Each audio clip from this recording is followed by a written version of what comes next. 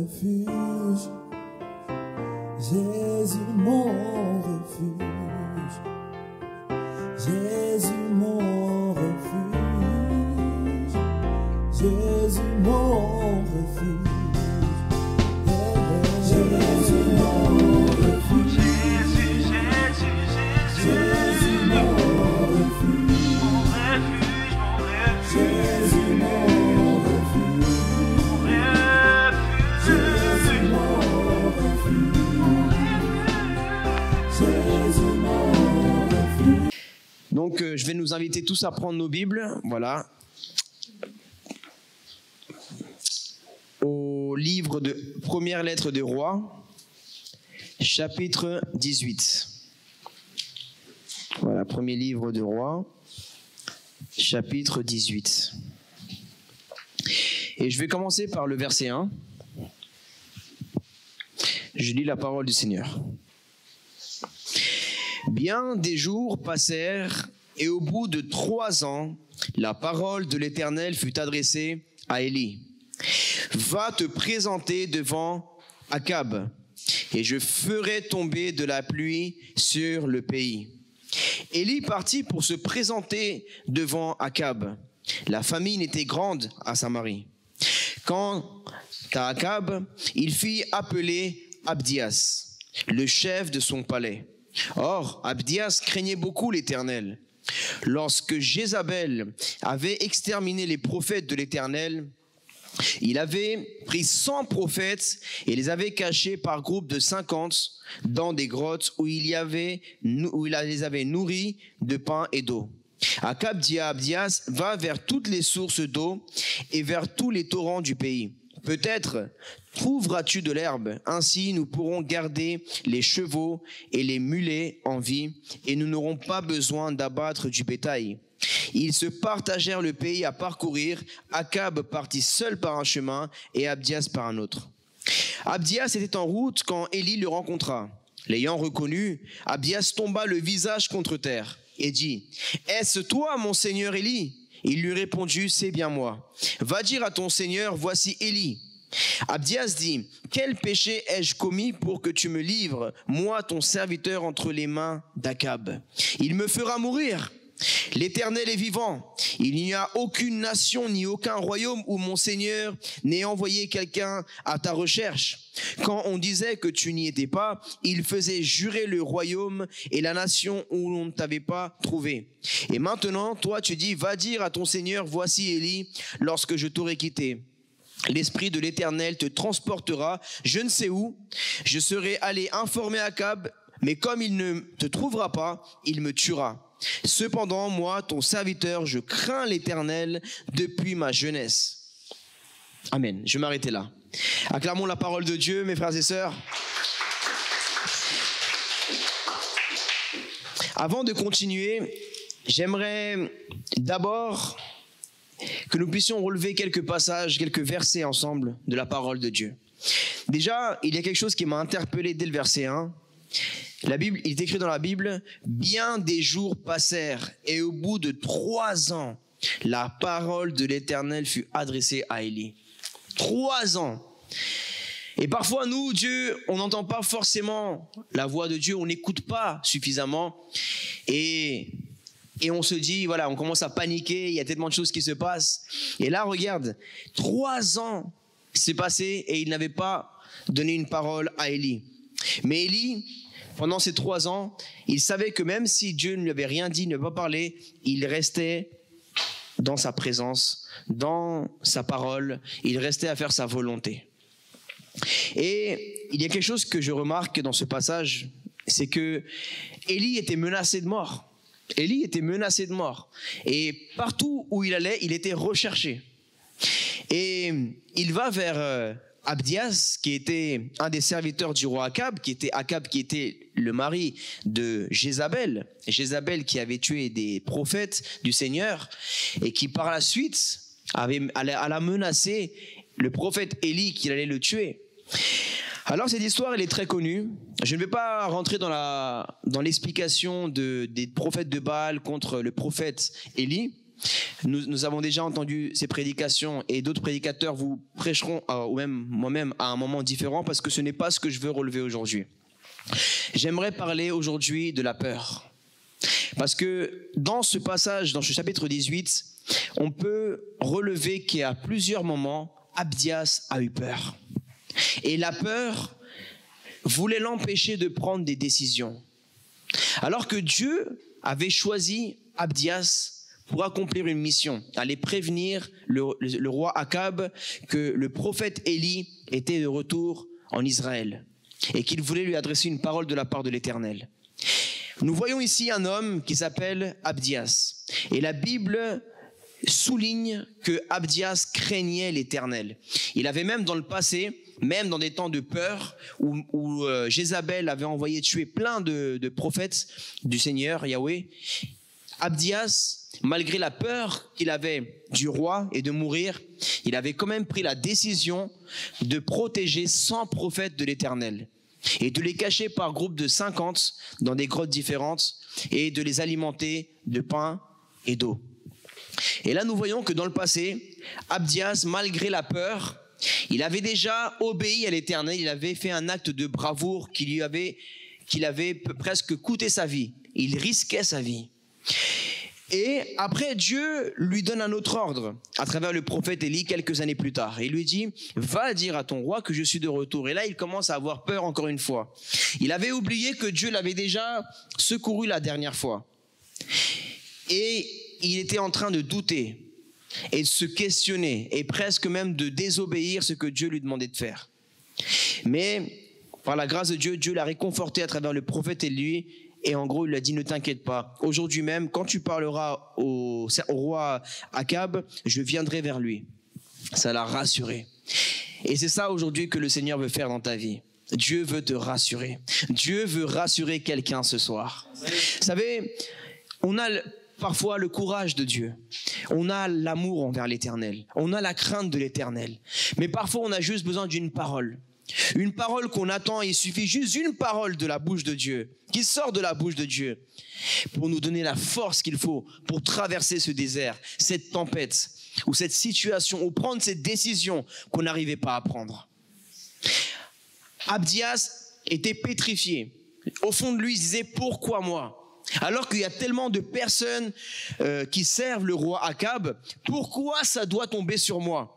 Pourquoi pourquoi l'Éternel n'a pas, à travers le prophète Élie, cherché quelqu'un d'autre pour accomplir cette mission d'aller voir le roi ? Est-ce que vous savez pourquoi il avait peur, Abdias ? Parce qu'il savait que s'il avait vu le prophète Élie et il ne l'avait pas attrapé pour lui ramener, c'est comme s'il était complice. Donc s'il revenait voir le roi Akab en lui disant « J'ai croisé le prophète Élie » et il t'envoie ce message, le roi Akab était prêt à le tuer. Il disait « Ah bon, tu as croisé le prophète Élie et tu ne me l'as pas ramené, je vais te tuer. » C'est ça qu'il avait peur. Alors qu'il avait peur, Dieu avait une mission pour Abdias. Et il lui dit « Va prévenir, va parler, va dire ce que je veux que tu dises. » Il avait peur, alors qu'il craignait l'Éternel, je le souligne encore une fois, quelqu'un qui aime le Seigneur, qui craint l'Éternel, et quelqu'un qui a déjà obéi Dieu dans le passé. Ce n'était pas son premier acte de bravoure que Dieu lui demandait d'avoir. Mais parfois, on est confronté à des situations et on oublie que l'Éternel nous a déjà délivrés dans le passé. Et on agit comme des nouveaux, même si beaucoup d'entre vous êtes nouveaux dans le chemin du Seigneur. Mais rappelez-vous que toutes les fois, même dans le monde, même si vous n'étiez pas encore né de nouveau et repenti et converti au Christ, vous êtes vivant physiquement. Pourquoi tu es vivant ? Ça veut dire que Dieu t'a gardé. Est-ce que ça dépend de toi ? Non. Ça dépend du jus d'orange ou du kiwi que tu manges chaque matin ? Non. Ça dépend de quoi ? Tes parents ? Parce que tu vas à la salle ? Ça dépend de quoi ? De la grâce de Dieu. Amen. Dis avec moi, ça c'est la grâce de Dieu. Si tu es encore en vie, ça veut dire qu'il y a encore de l'espoir pour toi. Ça veut dire que Dieu a encore un plan pour toi.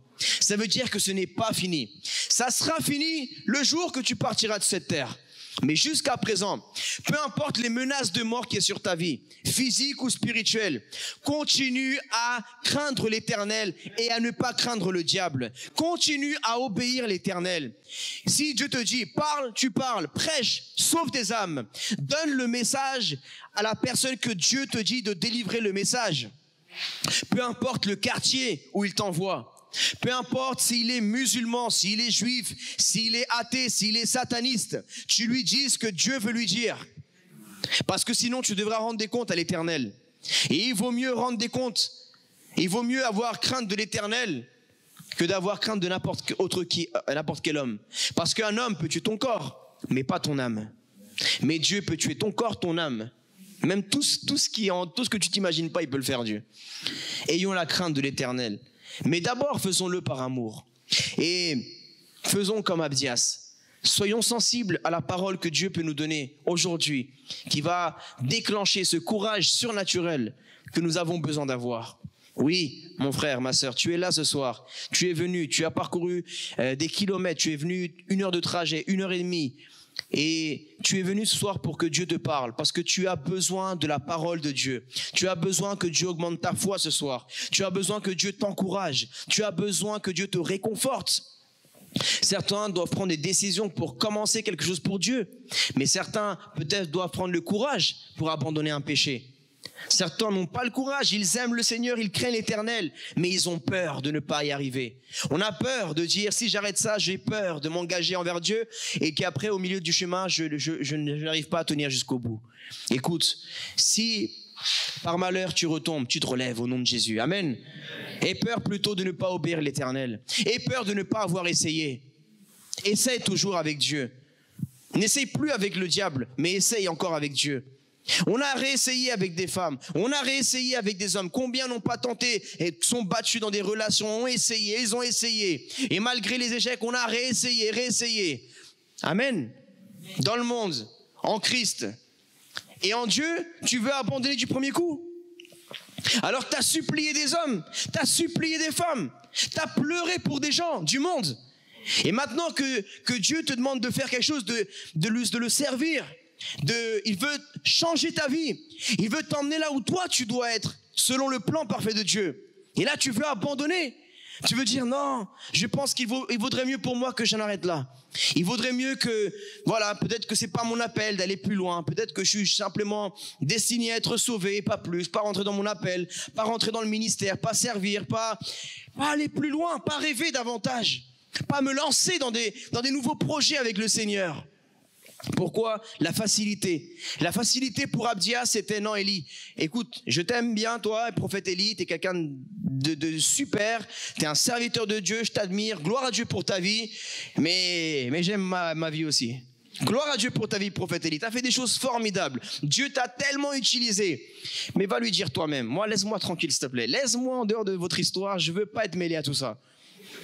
Tu veux pas être mêlé à tout ça, mon frère, ma sœur? Tu veux pas être mêlé? T'es déjà dedans. Tu veux pas de problème. Parce que tu crois que si tu prêches pas dans les rues, genre le diable va te laisser tranquille. Genre le diable va pas te tuer. Combien de personnes le diable a tué, ils évangélisent pas? Combien de personnes, ils ont des maladies, ils évangélisent pas? C'est pas parce que tu n'évangélises pas que le diable va te laisser, genre l'attaque du diable va être il va être miséricordieux. Tu crois que le diable a de la miséricorde? Le diable ne connaît pas ce mot. Imagine un pitbull enragé face à toi, un lion enragé. C'est ça le diable, un dragon enragé, il veut ta mort, il veut te tuer. Si tu es vivant, c'est parce que Dieu a mis des anges dans ta vie qui te protègent. C'est parce que Dieu a un plan pour toi, mon frère. C'est parce que Dieu a un plan pour toi, ma sœur. Peu importe ton âge, peu importe tes échecs, peu importe tes péchés, les problèmes, tu as la grâce de Dieu. Et jusqu'à présent, tu es en vie. Comment vas-tu utiliser la vie que tu as? Qui t'a donné la bouche? Dieu. Qui avait donné la bouche à Abdias? Dieu. Et pourtant, il ne voulait pas annoncer le message que Dieu lui demandait d'annoncer, alors que c'était Dieu lui-même qui lui avait donné la fait de pouvoir parler. Imaginez-vous, chaque personne que Dieu nous demande de prêcher l'évangile à quelqu'un, si Dieu serait plus dur, il dirait, ah oui, moi je te donne la bouche, et tu profites de cette bouche pour parler tout ce que tu veux et dire même n'importe quoi. Mais quand c'est moi qui te demande de dire quelque chose d'intéressant, d'apporter la vie, d'apporter la guérison, d'apporter la délivrance, d'apporter une parole de vie, d'encouragement, d'annoncer ma venue, là tu ne veux plus le faire. Imaginez-vous que tous ceux qui désobéissent Dieu, de ne pas prêcher sa parole ou d'annoncer ce que Dieu lui demande d'annoncer, il les rend muets. Il pourrait le faire. Qui va dire quelque chose? Personne. Mais Dieu, malgré ça, il ne le fait pas. Valorise la parole que tu as. Il y a des gens, ils sont chrétiens, ils sont muets, frères et sœurs. Et ils désiraient avoir la voix que tu as pour prêcher dehors. Il y a des gens qui sont chrétiens, ils aiment le Seigneur, ils sont aveugles. Ils aimeraient avoir tes yeux pour lire la Bible. Et toi, tu as des yeux, tu vois bien, tu as 10 sur 10 dans tes examens. Et tu as la Bible, même tout ce que tu veux. Et tu la lis pas, tu prends pas le temps de la méditer. Il y a des gens, ils sont peut-être paralytiques. Ils n'ont pas de jambes. Ils voudraient avoir tes jambes pour aller sauver les autres, pour aller prêcher dans la rue, pour aller évangéliser. Il y a des gens, ils n'ont pas de bras. Ils voudraient avoir tes bras pour aller prendre les SDF dans les bras, pour aller manifester l'amour, pour aller aider les autres. Il y a des personnes qui n'ont pas de papier. Ils voudraient avoir la nationalité française pour aller dans les prisons, visiter les personnes. Mais toi qui as la nationalité française, tu ne profites même pas du privilège que tu as. Tu as tellement de privilèges et tu n'utilises même pas cette nationalité française pour aller visiter les personnes dans les hôpitaux, aller dans les prisons, dans des lieux, dans des maisons de retraite ou pour faire ce que tu peux faire. Valorise ce que Dieu t'a donné. Valorisons, frères et sœurs. Aujourd'hui, Dieu demande à l'Église, non pas que l'Église Jésus mon refuge, mais toute l'Église, le corps du Christ, d'aller annoncer un message à Akab. Akab, ça représente le monde.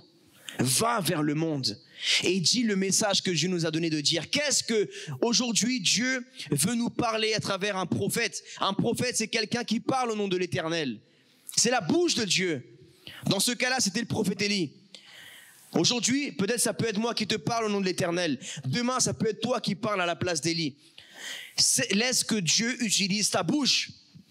Il y en a que vous avez des appels sur vos vies, mais vous ne laissez pas Dieu agir selon votre ministère, selon votre appel. Vous attendez quoi pour rentrer dans votre appel, frères et sœurs? Qu'est-ce que vous attendez? Dieu est déjà en vous. Qu'est-ce que vous voulez de plus? Qu'est-ce que vous voulez de plus, frères et sœurs? Vous voulez un badge? Un badge? Une plaque? Vous voulez que je vous achète quoi? Qu'est-ce qu'il vous faut il vous faut quoi? Que je vous mette un coup de pied aux fesses? Qu'est-ce qui vous manque? De l'argent? Vous voulez de l'argent? Il fallait le dire. Qu'est-ce que vous voulez pour vous motiver? C'est pas suffisant que Jésus ait versé son sang à la croix. On veut plus. Qu'est-ce qu'on veut plus? Jésus a quitté son trône de gloire. Il s'est venu se faire humilier ici. Il est venu mourir comme quelqu'un qui était maudit alors qu'il est béni. Il est venu payer le péché de l'humanité. Il est venu, il a versé son sang. Il s'est fait trahir. Il s'est fait humilier, cracher, frapper, crucifier. Tout le monde l'a abandonné. Il est parti 3 jours dans le séjour des morts. Il a donné sa vie. Personne ne lui a pris sa vie. Lui-même, il l'a donné.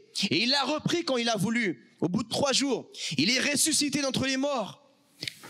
Il est monté à la droite du Père. Il est revenu.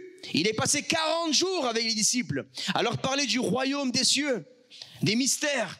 Il leur a ouvert la compréhension. Il leur a dit pourquoi le Messie devait passer par toutes ces choses-là. Il leur a montré encore à Thomas qui avait encore de l'incrédulité. Il a fait la grâce, il a été patient. Il a dit écoute mon enfant, mets ton doigt ici. Mets ton doigt sur mon côté et tu verras que c'est vrai ce que je te raconte. C'est du vrai. Qu'est-ce qu'on attend, mes frères et sœurs, pour mettre le réveil en France? Qu'est-ce qu'on attend? Qu'est-ce qu'on attend pour prêcher l'évangile dehors? Tu crois que Dieu t'appelle à être un prophète? Bah vas-y, va prophétiser dehors. Il y a 65 millions de Français qui attendent que Dieu leur parle et qu'on leur donne des prophéties. Tu dis que Dieu t'adonne, que tu as reçu le don de guérison. Tu veux guérir qu'à l'église? Va là-bas, 65 millions de personnes qui attendent d'être guéries physiquement, de peur ou intérieure de blessures du passé. Tu as le Saint-Esprit, tu as le nom de Jésus, tu as un témoignage. Mais qu'est-ce que nous voulons plus? Je crois que cette prédication, je vais l'appeler comme ça. Qu'est-ce que tu veux de plus? Parce que je n'avais pas mis de nom. Qu'est-ce que tu veux de plus? Qu'est-ce que tu attends? Vous attendez le retour du Christ? Est-ce que c'est ça que les chrétiens de France, on attend pour nous bouger? Ne me répondez pas, mes frères et sœurs. Mais qu'est-ce que tu fais de ta journée? En plus, en temps de coronavirus, qu'est-ce que tu fais? Avant, peut-être il y avait des excuses. Mais maintenant, il n'y a pas d'excuses. On a le temps. On a le temps, frères et sœurs. Et même si on travaille la journée, ne me fais pas croire que tu travailles 24 heures sur 24. Je te crois pas. Tu as forcément du temps. Tu as forcément 1 heure de temps. Je te crois pas. Si tu me dis non, j'ai pas de temps. Ah bon, t'as pas de temps? T'es sûr t'as pas de temps? Pourquoi je t'ai vu connecté tout à l'heure alors? Pourquoi t'as liké la vidéo alors? C'est pas toi qui dis que t'as pas de temps. Frères et sœurs, tu peux me la faire à moi, mais tu la fais pas au Saint-Esprit. Dis à toi, non, bon, parle pas trop parce qu'il y a le coronavirus là. Dis-toi à toi-même, je peux te la faire à toi, mais je peux pas la faire au Saint-Esprit. Tu peux dire t'es malin, t'es douce, t'es vif. T'es pas plus vif que le Saint-Esprit. Il te connaît. Il te connaît, Saint-Esprit. Tu peux dire aux autres, non, j'ai pas le temps. Tu peux inventer des prétextes. Tu peux me la faire à moi, mais tu peux pas la faire au Saint-Esprit. Le Seigneur, il sait que tu as le temps. Il sait que quand tu as le temps, tu regardes des séries. Il sait même à quel chapitre tu en es. Il sait même que tu es à la saison 3. Tu as fait 15 minutes et tu as mis stop pour venir à l'église, là, juste avant de rentrer. On a le temps, frères et sœurs. Qu'est-ce qu'on fait avec le temps que Dieu nous a donné? Tu sais, les gens qui sont en enfer, là, pendant le temps de confinement, j'ai médité dans la présence de Dieu. Et spirituellement, je pensais à tous ces gens qui sont en enfer. Je disais, waouh, vous et moi, on n'est pas conscients du nombre de personnes qui sont dans le séjour des morts. On ne parle pas de millions, on parle de milliards. Imaginez-vous que la personne la plus âgée qui en ce moment est sur Terre, il doit avoir autour de 130 ans, 140 ans peut-être, si je ne m'abuse. Ça veut dire que dans une génération, il y a la personne la plus âgée, elle a 100... Concentrez-vous parce que là, ça risque d'être un peu compliqué. Donc, la personne la plus âgée sur Terre, actuellement, elle a à peu près 140 ans. Vous me suivez jusqu'à là? On est actuellement 7 milliards. Donc, en 120 ans ou 140 ans, on est 7 milliards. D'accord? Vous me suivez jusqu'à là? Ça fait 2000 ans que Jésus est venu sur la terre. Imaginez-vous en 2000 ans, combien de milliards de personnes sont venues au monde et sont mortes et sont en séjour des morts. Maintenant, imaginez-vous, depuis les milliers d'années que Dieu a créé Adam et Ève, combien de milliards d'êtres humains sont venus au monde et sont décédés? Combien ont été sauvés? Combien sont dans le séjour des morts? Je parle là de millions, de milliards, je ne sais même pas combien. Et vous savez, ces personnes-là qui sont en enfer, c'est un peu comme dans la parabole du riche et du pauvre. Ils se retrouvent tous les deux dans le séjour des morts, l'un qui est tourmenté et l'autre qui est dans le sein d'Abraham, dans la paix. Et celui qui est tourmenté, il supplie. Et il dit, je t'en supplie, envoie un ange, envoie Lazare prévenir ma famille sur terre. Ça veut dire même que là, la Bible nous dit qu'il y a une possibilité que les gens qui décèdent et qui vont en enfer ou dans le séjour des morts, ils gardent leur connaissance et leur conscience et leur souvenir de qui ils étaient sur la terre. Et ça leur donne un plus grand tourment. Parce qu'ils se disent, j'avais l'opportunité. Je me souviens de cette fille qui me prêchait dans la rue. Je me souviens de ce garçon qui m'a prêché dans le métro. Je me souviens de ce fou que j'ai vu sur Facebook un jour prêcher l'évangile. Et maintenant, je me retrouve là en train de brûler pour l'éternité. Si seulement je pouvais renaître, je donnerais tout mon temps, secondes, minutes, je me donnerais à 200% pour te donner la gloire, Jésus. Mais c'est trop tard. Dis avec moi, c'est trop tard. C'est trop tard pour ceux qui sont morts. Mais pour toi, c'est pas trop tard. Pour toi, c'est pas trop tard.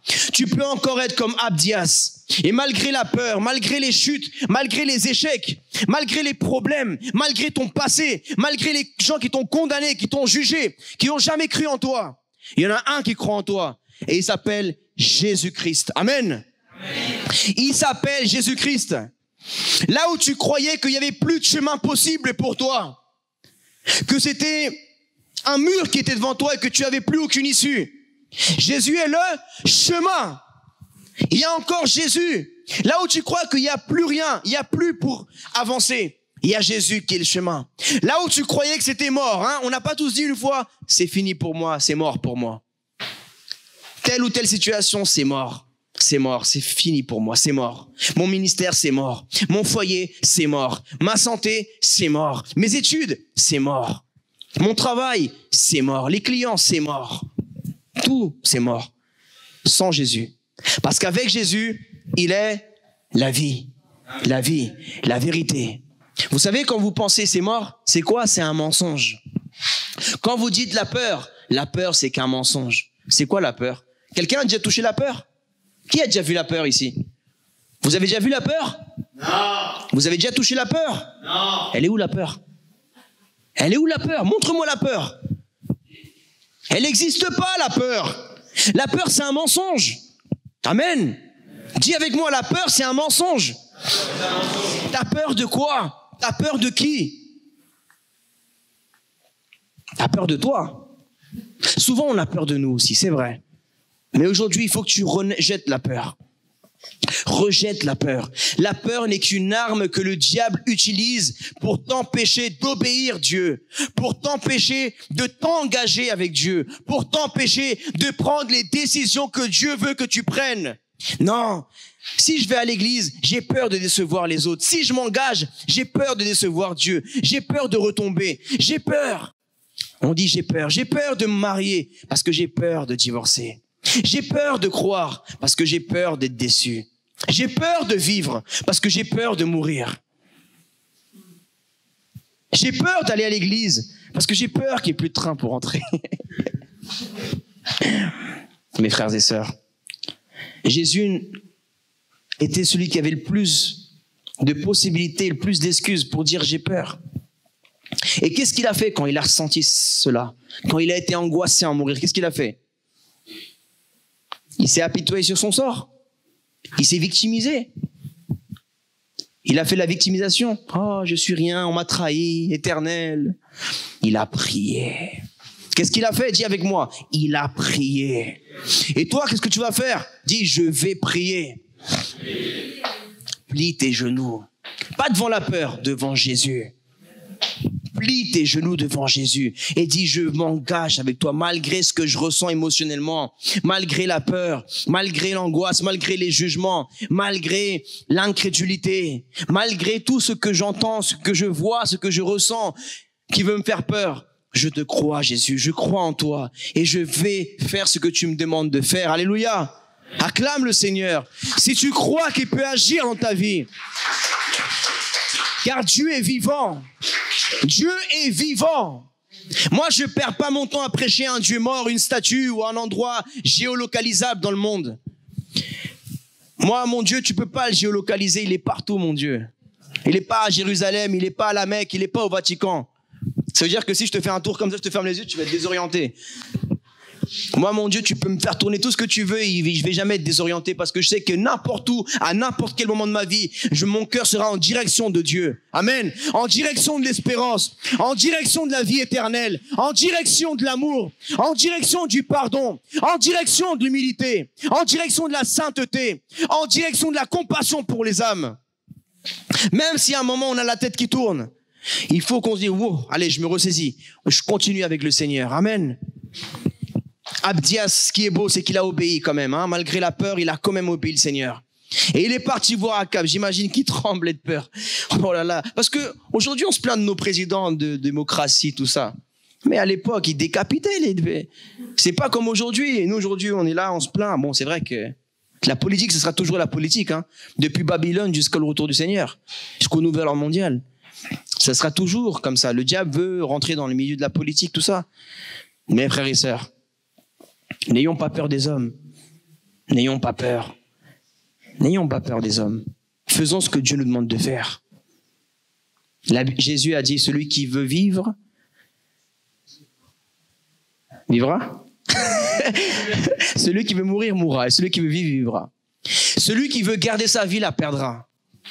Et celui qui ne voudra pas perdre sa vie, ou celui qui voudra perdre qui est prêt à perdre sa vie, la gagnera dans le ciel. Amen.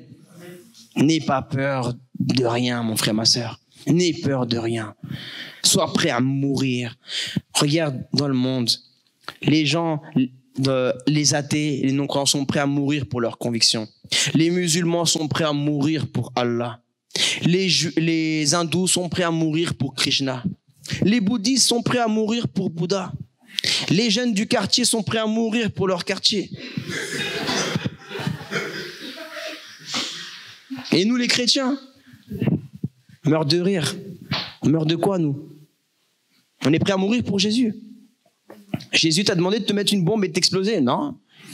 Jésus t'a juste demandé de parler. Mais du bien. Parlez bien, parle bien. Bénir, ça veut dire bien dire. Maudire, ça veut dire mal dire. Dire du mal. Va dire du bien. Glorifie Dieu, bénis les gens, propose la prière, encourage les personnes. Il y a des gens qui n'ont pas d'argent pour aller au psychologue. Ils veulent juste être écoutés, conseillés. Va donner des bons conseils à des gens dehors dans la rue. Tu croises une maman, tu croises un papa. Tu sais pas qu'est-ce qu'il va faire. Tu sais pas les problèmes qu'ils ont dans leur foyer. Tu croises un jeune comme ça, qu'il soit un jeune du 16e, un jeune de Neuilly ou un jeune du 93, du quartier défavorisé de Paris. Tu sais pas qu'est-ce qu'il y a dans sa tête, dans son cœur. Des fois, on a des préjugés, que ce soit des riches ou des pauvres, que ce soit des nationalités. Moi, ça m'est déjà arrivé de voir des jeunes de quartier, d'avoir peut-être même des préjugés. Et je vais leur parler et ils sont super ouverts. Et on parle, on dialogue. Et on termine en train de manger un kebab. On parle, on papote. Et super ouvert. Et il y a des gens que je dis, ah non, celui-là, il va m'écouter. Et il me remballe en 2 secondes. Peut-être il y a des personnes que tu croises, c'est des Français, c'est des Juifs, c'est des personnes de milieu aisé. Et tu te dis, celui-là, il va pas m'écouter. Mais tu sais pas qu'est-ce qu'il vit chez lui. Tu sais pas. Tu sais pas. Dans la vie, tout être humain, riche ou pauvre, à un moment de sa vie, il a des problèmes. Il a des questionnements. Toute personne, le riche et le pauvre, le fou et le sage, toute personne, dans sa vie, à un moment donné, il a des problèmes. Soit d'argent, soit d'amour, soit de questionnement, soit il lui arrive un truc, soit on l'agresse, soit il lui arrive quelque chose. Des stress. Parce que chaque tête, c'est un monde différent. On n'a pas tous les mêmes problèmes, mais on a tous des problèmes à un moment donné de notre vie. La différence, c'est où est ton refuge? Pourquoi cette église s'appelle Jésus mon refuge? Parce que notre refuge, c'est pas quelque chose, c'est pas le monde. Notre refuge, c'est Jésus. Amen. Quand tu passes par des moments difficiles, où est-ce que tu vas te réfugier? Dans les bras d'une femme? Dans les bras d'un homme? Dans les bras de la drogue? Dans les bras de l'alcool? Dans les boîtes de nuit? Réfugie-toi en Jésus-Christ. Amen. Vous savez, les enfants de Dieu et les autres, la création de Dieu, on a tous des problèmes. C'est faux qu'on dit à quelqu'un, excusez-moi, donne ta vie à Dieu et ta vie sera en rose. Tu seras milliardaire, tu auras une femme, tu auras un mari, il va te lâcher sa carte bleue. Donne ta vie à Dieu, tu verras que Dieu touchera le cœur de ton mari. Et tu vas être bonne santé, tu auras tout. C'est faux, c'est un mensonge. C'est pas ce qui est écrit dans ma Bible, moi. Hein. Ah, Jésus, il a dit, vous serez persécutés. Renoncez à vous-même. Soyez prêts à mourir à vous-même. Vous n'êtes pas de ce monde. Vous êtes dans ce monde, mais vous n'êtes pas de ce monde. Vous appartenez au roi. Ici, on est illégaux dans ce monde, vous savez. Nous, notre vraie nationalité, c'est dans le ciel. Ici, on est venu que pour travailler. Mais on est venu pour travailler.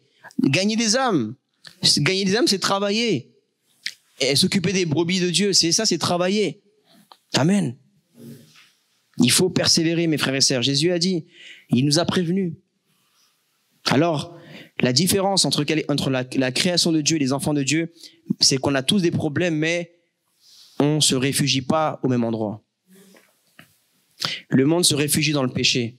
Le monde se réfugie dans le monde. Mais nous, on se réfugie sous les ailes du Très-Haut. On se réfugie en Jésus-Christ. Amen. Alors, je veux terminer avec ça. S'il y avait quelqu'un aujourd'hui qui était découragé, qui avait peur, qui était impressionné par n'importe quelle chose que tu vis dans ta vie, des dettes, peut-être les impôts, peut-être une maladie, peut-être des dossiers du passé qui veulent refaire surface, peut-être tu as peur dans ta relation amoureuse, dans ta santé, tu as peur de ce qui se passe financièrement en France, tu as peur de tellement de choses, je sais pas, je suis pas dans ta tête, mais le Saint-Esprit, il est en toi. Et il connaît tes peurs aujourd'hui. Et il a permis que tu entendes ce message parce qu'il veut te rassurer. Vous savez, c'est quoi le rôle d'un époux? Rassurer son épouse.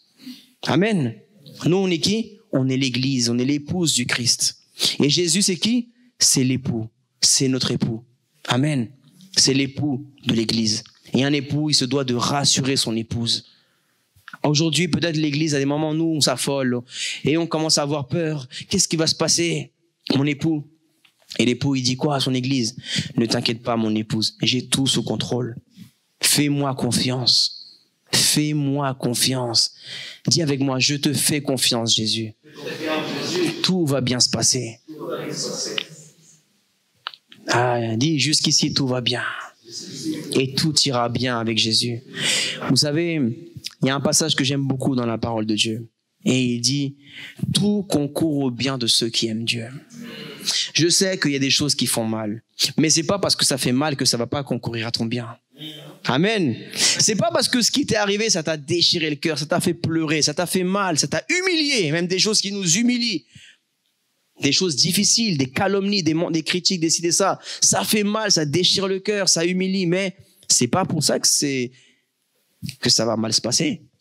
Ça, regarde Jésus à la croix. Humilié, déchiré, piétiné, mort. Mais après, la gloire du Père. Et c'est ce que je parlais la dernière fois.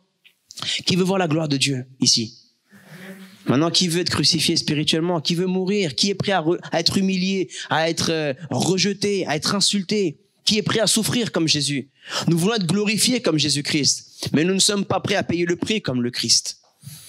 Il faut qu'une nouvelle génération de chrétiens se lève non seulement en France, dans la francophonie, mais dans le monde entier. Une génération de chrétiens qui sont prêts à mourir pour le Christ, mourir pour notre conviction, pour notre foi, non pas dans la violence, mais dans l'amour, dans l'amour, dans l'humilité, dans la vérité, dans la sainteté, dans la miséricorde.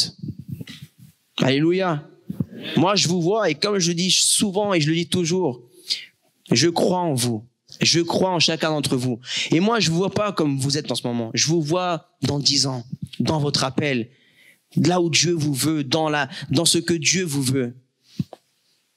Quand le prophète Élie voyait Abdias, mais je vais aller même encore plus loin, Dieu lui-même, parce que le prophète Élie, c'était qu'un homme. C'était un homme de Dieu, mais il avait sa part d'humanité. Et même lui, il a eu peur après avec Jézabel. C'est-à-dire que même en tant que serviteur, il y a des moments où il y a des niveaux, toi-même tu peux avoir peur de Jézabel. Mais il faut pas avoir peur, amen. Il faut pas nous laisser impressionner.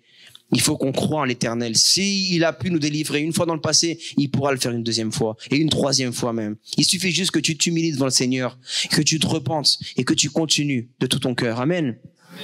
Dieu, quand il voyait Abdias, je m'imagine Dieu. Des fois, imaginez-vous la scène. Abdias, il est là, il a peur, mais c'est du sérieux. Il aurait pu vraiment se faire tuer. Il paniquait. Là, il était pas bien. Hein. Abdias, il était pas bien. Ce que le prophète Élie lui demandait, c'était quelque chose de sérieux. Va dire que je suis là. Et il risquait sa vie. Il était pas bien. Il était pas bien. Ça t'a déjà arrivé que t'as des situations, t'as un truc dans la gorge, dans le ventre, t'es pas bien. Tu dis, je me sens mal. Non, ça, je me sens pas bien. C'est pas que t'as pas mangé, c'est que tellement, c'est fort ce que tu vis, que ça a même un impact sur ton physique. Sur ton sommeil, tu dors plus comme avant. Tu n'arrives plus à trouver le sommeil. Tu as envie de rester dormir chez toi. Tu veux t'enfermer dans ta chambre. C'est vrai ou pas? Ou ça arrive qu'à moi? Non, vous êtes des surhommes, vous. Frères et sœurs, ça, on est des êtres humains. On est dans ce corps. C'est normal ce que vous ressentez. Mais on n'est pas naturel. On est en côté surnaturel aussi. On a le Saint-Esprit. Alléluia. Donc Dieu, quand il voyait Abdias et quand il te voit toi paniquer, Dieu il voit déjà la gloire qu'il va déposer en toi demain, dans quelques années, dans quelques minutes, dans quelques semaines, dans quelques jours. Et toi t'es là, tu paniques, t'as peur, t'es pas bien. Tu lui dis arrête de paniquer. J'ai déjà prévu une solution pour toi. Pourquoi tu me fais pas confiance? Avoir peur, c'est ne pas faire confiance à Dieu. Avoir peur et se laisser avoir par la peur, c'est dire à Dieu, tu es un menteur. Je répète, si tu te laisses avoir par la peur. La peur, c'est comme une séduction. C'est toi qui décides si tu l'acceptes ou tu la rejettes. Amen. La peur, elle vient pour te séduire. Elle te séduit, la peur. Est-ce que tu t'es laissé séduire par la peur? Ne te laisse pas séduire par la peur. Recale-la dès le départ. Dès que tu vois la peur arriver, tu la rejettes directement. Amen. Sois fidèle à la foi, l'assurance. Parce que si on a peur quelque part, ça veut dire qu'on n'est pas rassuré. Si Notre époux doit nous rassurer. Ça veut dire qu'on avait perdu notre assurance et notre époux, notre Dieu, doit nous la redonner. Tu avais perdu ton assurance. Tu avais perdu l'assurance du salut. Tu avais perdu l'assurance que Dieu agit dans ta vie. Et c'est pour ça qu'on doit te rassurer. Ça va aller, je te rassure, tout va bien. Vous voyez ce mot rassurer?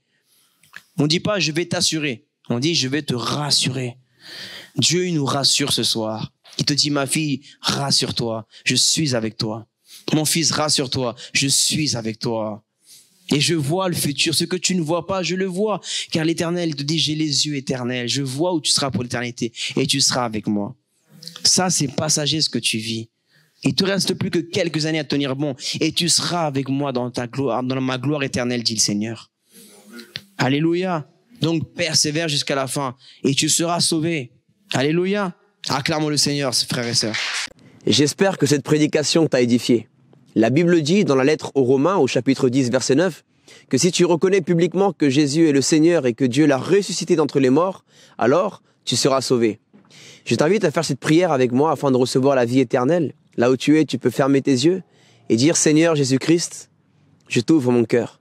Je reconnais mon péché devant toi.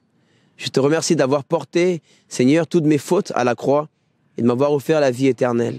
Je crois que tu es le Fils de Dieu, que tu es mon Seigneur et mon Sauveur. Je reçois ton Saint-Esprit aujourd'hui. Je pardonne toutes les personnes qui m'ont fait du mal dans ma vie, Seigneur. Et j'accepte ton amour au nom de Jésus. Amen.